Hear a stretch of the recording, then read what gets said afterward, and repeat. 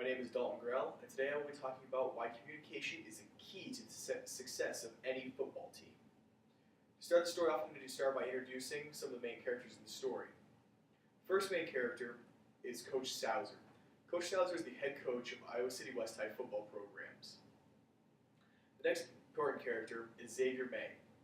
May was the quarterback that I worked with my sophomore year at West High.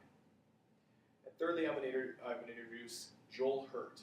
Joel Hurt was a lineman that played with both me and Xavier our sophomore year.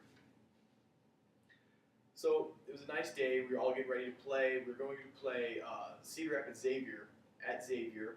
Both teams were 4-0 at the time, undefeated. It was going to be the toughest game we faced all year. Me and Xavier got up there, expected everything to be good to go, not have any problems. You know, we both knew each other's cues, knew how to work with each other like we'd always had. We get up there, and on the first series, we kind of realized something's wrong. The very first thing to go wrong was Xavier gave the cadence down, set, and step to the side. Now, we were taught that on the tee of set, it was my job to snap the ball to Xavier. So I did just that. Unfortunately, we ended up losing about 40 yards between the ball rolling backwards and Xavier getting on the ball. So, you know, it's not too good of a start. We go off from there, run off the field at the end of that series, and I met my Coach Sauser. Coach Sauser was extremely pissed off that this had just happened.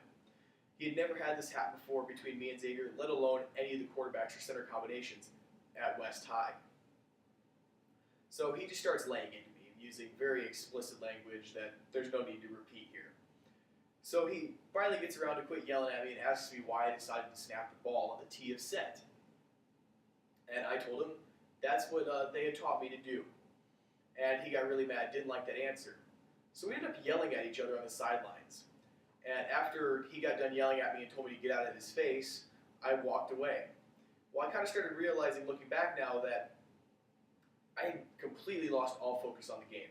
I was trying to figure out what had happened there, and I didn't know what was going on. We ended up going back in, and me and Xavier had even more problems.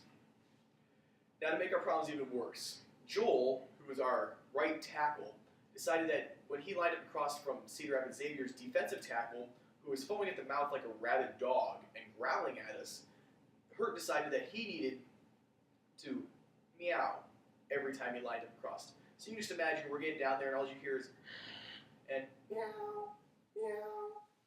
So none of us could figure out what Joel was doing. Well, on the offensive line, you have to know what each other's doing, and you have to be able to communicate without saying things so the defense doesn't know. Well, with Joel, both of these were 100% impossible.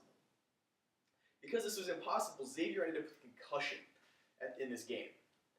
And we ended up not being able to work together for the rest of the season, causing us to go 4-5 that season, losing 5 games in a row.